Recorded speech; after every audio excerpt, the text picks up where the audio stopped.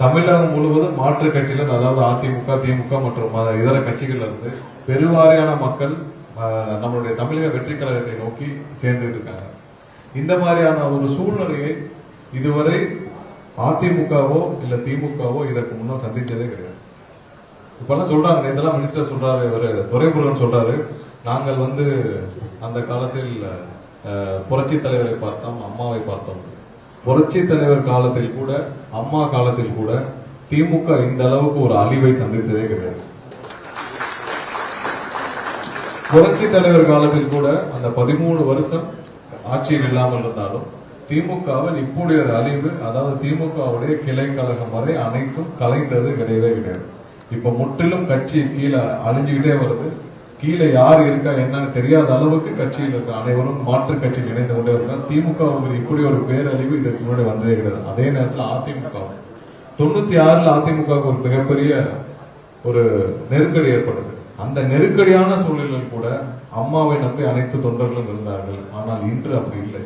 96 கூட இந்த அளவுக்கு யாரும் கட்சியிலிருந்து வெளியேறவில்லை. முக்கியமான ஒரு சில தலைவர்கள், மேலிருந்த 2ஆம் கட்ட தலைவர்கள் ஒரு 4-5 பேர் மட்டுமே வெளியே போனார்கள். ஆனால் கீழே இருந்த தொண்டர்கள் யாரும் வெளியே போகவில்லை, அதிமுக வெளியேறவில்லை.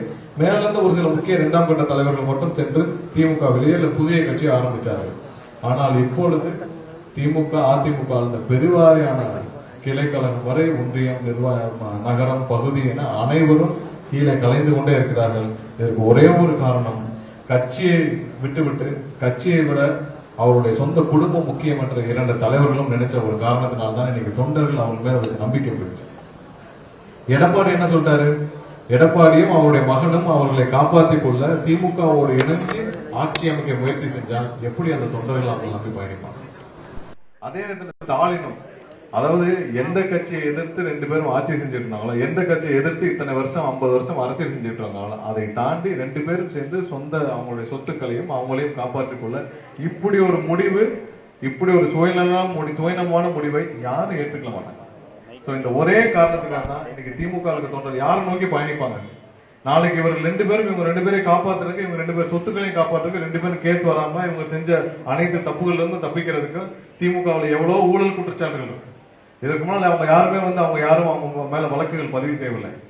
திமுக மேல இருக்க அனைத்து அவங்களுடைய தலைமை மேல இருக்க ஊழல் குற்றச்சாட்டுகள், அவங்களுடைய சொத்துக்களை பாதுகாப்ப இன்னைக்கு அதிமுகவோடு சேர்ந்து எடப்பாடியை முதல்வராக்கிறதுக்காக ஸ்டாலின் இவ்வளவு பாடுபடுறான்னா இவரை நம்பி எப்படி பயணிப்பாங்க? நாளைக்கு ஒரு அரசியல் நெருக்கடி வருது. நெருக்கடி வந்தால் இந்த கட்சியை கொண்டு போய் பாரதிய ஜனதா கட்சியோடு இணைக்கிறதுக்கும் இவர்கள் தயாராக இருப்பார்கள். அந்த ஒரு காரணத்திற்காக தான் இன்னைக்கு திமுகவும் அதிமுகவும் சேர்ந்த தொண்டர்கள் கட்சியில் இத்தனை வருஷமா 30-40 வருஷமா கடுமையாக போராடி உழைத்த தொண்டர்கள் அந்த கட்சியிலிருந்து வெளியேறிட்டே வராங்க. தமிழகம் முழுவதும் சனி ஞாயிறுலாம் பாத்தீங்கன்னா, மற்ற நாட்கள்ல பாத்தீங்கன்னா அமைச்சர்கள் அலுவலகமா இருக்கட்டும் சரி, நம்மளுடைய மாவட்ட செயலர் அலுவலகமா இருக்கட்டும் சரி, ஏன்னா பாவம் 30 வருஷம் 40 வருஷம் கடுமையா உழைச்சிருக்காங்க ஒவ்வொருவரும். இப்ப அதிமுக இருக்கிறவங்க பலர் 30 வருஷம் 40 வருஷம் கடுமையா உழைச்சிருக்காங்க. இன்னைக்கு எடப்பாடி தன்னுடைய சுயநலத்துக்காக மொத்த அதிமுக அடமானம் வச்சு விட்டார். அவர் மொத்த அதிமுக கைப்பற்றி விட்டு சொத்துக்களை காப்பாற்றுறதுக்காக ஒரு கட்சியை நடந்தனா போதுன்ற நிலைமைக்கு வந்துட்டார். இதே நிலைமைக்கு தான் ஸ்டாலின் வந்துட்டார். இது ஒரு நெருக்கடியான நிலை. இன்னைக்கு அவங்களுடைய அமைச்சர்கள் அப்ஸ்கான்ல இருக்கு. எல்லாம் பல ஊழல் வழக்குகள், குதிரை பேரத்தில் சிக்கி பண மோசடி, 50 லட்சம் ரூபாய் கிட்ட ஹவாலா பணம் பிடிபட்டிருக்கு. பல அமைச்சர்கள், முன்னாள் அமைச்சர்கள் தலைமறைவு இருக்காங்க. இந்த நேரத்தில் யாரும் லண்டன் பயணம் இருக்கா? ஸ்டாலின் லண்டன் கிளம்பிட்டார். சந்தோஷமா லண்டன் கிளம்பிட்டார். அவருக்கு என்னன்னா, யாரு எக்கேடு கட்டு போனா என்ன, நான் என்னுடைய குடும்பத்தையும் நாங்களும் லண்டன் போய் ஒரு வாரம் டூருக்கு போயிட்டு வரோம், லண்டன் கிளம்பிட்டார். அப்படி இருக்கிற ஒரு கட்சியில் யாரை நம்பி எப்படி பயணிப்பார்? அந்த ஒரு நிலைமை தான் இன்னைக்கு அரசியல் எதிர்காலம் மக்களோட பயணிக்கணும்னா இன்னைக்கு அதிமுகவோ திமுகவை சேர்ந்தவர்கள் மக்களை பேஸ் பண்ணவே முடியாது. நாளைக்கு மக்களை போய் எந்த முகத்தை வச்சு சந்திப்பீங்க? நாளைக்கு உள்ளாட்சி தேர்தல் எதை வச்சு நீங்க சந்திப்பீங்க? நீங்க 2 பேரும் சேர்ந்து ஆட்சி அமைக்க முடிவு பண்ணீங்கன்னா, நீங்க 2 பேரும் சேர்ந்து கட்சி இணைக்க போறீங்களா? இல்ல 2 பேரும் சேர்ந்து பாரதிய ஜனதா கூட கட்சி இணைக்க போறீங்களா? என்ன செய்ய போறீங்க? இப்படி ஒரு நெருக்கடியான நிலை, இப்படி ஒரு மோசமான நிலை. அதான் சொல்றேன், திமுகவிற்கு அந்த 13 வருஷம் எப்போ எம்ஜிஆர் காலத்தில், புரட்சி தலைவர் எம்ஜிஆர் காலத்திலும் வரவில்லை. அப்ப அதிமுகவுக்கு 96 அந்த நெருக்கடியான நிலையில கூட அதிமுகவில் இவ்வளவு தொண்டர்கள் அதிமுக வெளியேறவில்லை. இது ரொம்ப 2 கட்சிக்கும் இந்த 2 சுயநலமாக எடுத்த முடிவு, 2 பேர் குடும்ப சொத்துக்களையும் காப்பாற்ற எடுத்த முடிவின் காரணமாக இன்று பலர் மாற்றுக் கட்சியில இணைஞ்சிட்டு இருக்காங்க. அவர்கள் அனைவருக்கும் கண்டிப்பாக கட்சியில் உங்களுக்கு என்ன நோக்கத்தோடு நீங்க கட்சியில் சேர்ந்தீர்களோ அதற்கான அனைத்து உங்களுக்கு கௌரவமும் மரியாதையும் கொடுக்கப்படும். உங்களுக்கான அனைத்துக்கும் தமிழகம் முழுவதும் பல அதிமுக கட்சியினரும் திமுகவினரும் கிளைக்கழகம் வரை கலைச்சீடு செஞ்சிட்டு இருக்காங்க. அவர்களுக்கு தேவையான அனைத்து மரியாதையும் கொடுக்கப்படும். மக்களோடு பயணிக்கிறதுக்கு, மக்களோடு இன்னைக்கு கௌரவமாக பயணிக்கிறதுக்கு தமிழக வெற்றி கழகத்தை தவிர வேற எந்த கட்சியும் கிடையாது. இன்னைக்கு மக்கள் ஏற்றுக்கொண்ட ஒரே தலைவர் எங்களுடைய தலைவர் அண்ணன் விஜய் அவர்கள். ஏன்னா வேற யாரையும் அவர்கள் ஏற்றுக்கல.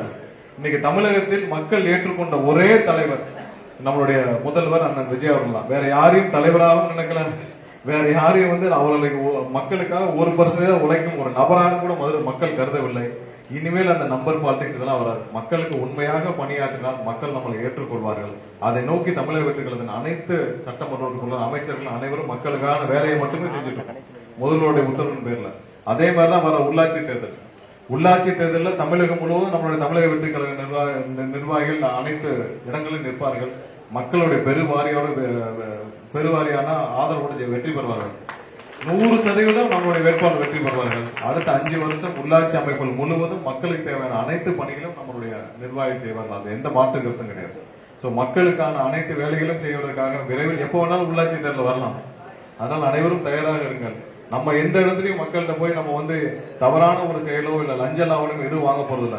மக்களோட 20 வருஷமா நம்மளுடைய நிர்வாகி பயணிச்சுட்டு இருக்காங்க. இன்னைக்கு நேரத்தில் எல்லா இடத்துலயும் நலத்திட்டங்கள் 20 வருஷமா 25 வருஷமா 30 வருஷமா நலத்திட்டம் செய்யறவங்க எல்லாம் என்கிட்ட சொல்லியிருக்காங்க. 30 வருஷமா மக்களுக்கு நான் உணவு கொடுத்துட்டு இருக்கேன். நான் நம்ம ரசிகர் மன்றத்திலிருந்தே நான் உணவு கொடுத்துட்டு இருக்கேன். நான் ஒவ்வொரு நாளும் மக்களுக்கு இலவசமா உணவு கொடுத்துட்டு இருக்கேன். நான் ரொட்டி பால் கொடுத்துட்டு இருக்கேன். ஒவ்வொரு திட்டத்தையும் சொல்லி என்கிட்ட பார்த்துட்டு இருக்கேன். அப்ப 30 வருஷமா பயணிப்பவர்கள் இன்னைக்கு அவங்களுக்கு உள்ளாட்சி அமைப்புகள் ஒரு பிரதிநிதியாக கிடைச்சால் இன்னும் சிறப்பாக மக்களுக்காக செயல்படுவார்கள். எந்த ஒரு எதிர்பார்ப்பும் இல்லாமல் 30 வருஷம் மக்களுக்கு நல்லது செஞ்சிருக்காங்க. அதே மாதிரிதான் இப்போ உள்ளாட்சி அமைப்புன்னு ஒரு அங்கீகாரம் கிடைச்சால் இன்னும் சிறப்பாக பயணிப்பார்கள். கண்டிப்பா அடுத்த வர உள்ளாட்சி தேர்தலுக்கு தயாராக இருங்கள். இந்த திமுக அதிமுக இப்போ உள்ளாட்சி தேர்தல் உட்கார்ந்து நிறைய பேர் உள்ளாட்சி தேர்தல் உட்கார்ந்து இன்னமும் மக்களை கடைசி வரை கொள்ளையடிச்சிட்டு இருக்காங்க. மதுரை மாநகராட்சியில் இருக்க அனைத்து கவுன்சிலர்களும் நம்ம ஏற்கனவே சொல்லியிருக்கோம், திமுக கவுன்சிலர் எல்லாம் எவ்வளவு சம்பாதிச்சிருக்காங்க வாய் திறந்து சொன்னாங்கல்ல. இதுவரைக்கும் இத்தனை சொல்லிட்டோம். திமுக கவுன்சிலர் அனைவரும் அவங்களுடைய சொத்து பட்டியல வெளியிட முடியுமா?